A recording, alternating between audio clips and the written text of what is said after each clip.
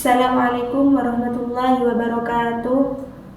Alhamdulillahirabbil alamin wassalatu wassalamu ala asyrafil anbiya'i wal mursalin sayyidina Muhammadin wa ala alihi washabihi ajma'in, amma ba'du.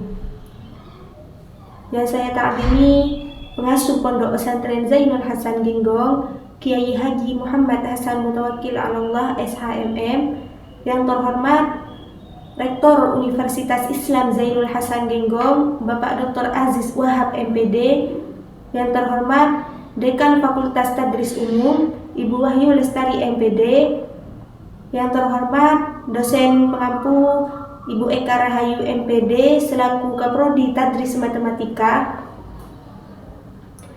Dan tak lupa pula saya berterima kasih kepada orang tua saya yang sudah membiayai saya dan mendoakan saya sehingga saya bisa seperti saat ini.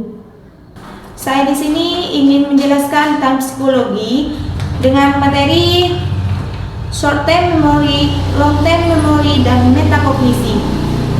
Yang pertama, saya akan menjelaskan tentang short term memory atau ingatan jangka pendek, yaitu adalah suatu proses penyimpanan informasi sementara.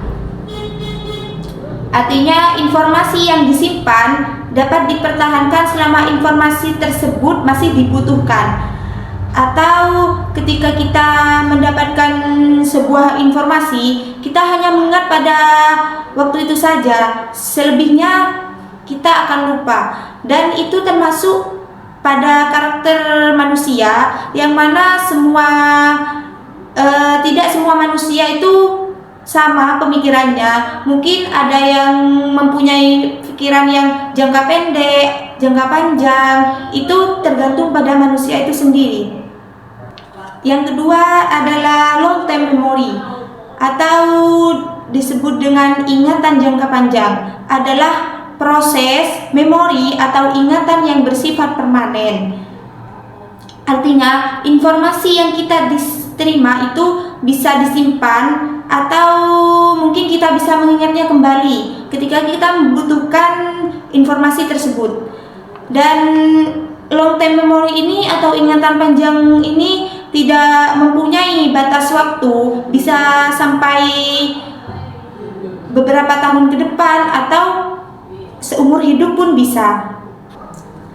Yang ketiga adalah metakognisi. Metakognisi itu adalah kesadaran, yang mana kita dapat mengartikan bahwa metakognisi adalah kesadaran seseorang terhadap berpikir yang mana yang diketahui atau yang tidak diketahui. Jadi metakognisi juga dapat diartikan kesadaran tentang kemandirian seseorang terhadap apa yang mereka alami. Selanjutnya saya akan menjelaskan tentang faktor memori, yang mana faktor memori ini sangat terpengaruh pada ingatan seseorang atau memori seseorang. Faktor yang pertama adalah faktor usia. Seperti contohnya ketika kita masih berusia anak-anak, kita sangat cepat sekali menangkap sebuah informasi. Namun ketika kita sudah meranjak dewasa atau lebih tua, itu seringkali kita lupa akan informasi tersebut. Yang kedua adalah kondisi fisik. Misalnya ketika kita sakit, kelelahan, atau kurang tidur, maka dapat mengurangi kinerja kita, seperti halnya kita malas belajar dan bisa mengurangi sebuah prestasi. Faktor yang ketiga adalah faktor emosi. Faktor emosi di mana seseorang lebih mengingat kejadian yang mengenai perasaan atau yang menimbulkan sebuah emosi. Sedangkan kejadian yang tidak menyentuh emosi atau tidak menyentuh perasaan seringkali diabaikan. Faktor yang keempat adalah faktor minat dan motivasi, di mana ketika seseorang mendapatkan sebuah motivasi, ketika mempunyai minat, orang itu akan mengingat sebuah motivasi yang diberikan oleh seseorang sehingga dapat meningkatkan sebuah minat seseorang. Cukup sekian presentasi dari saya.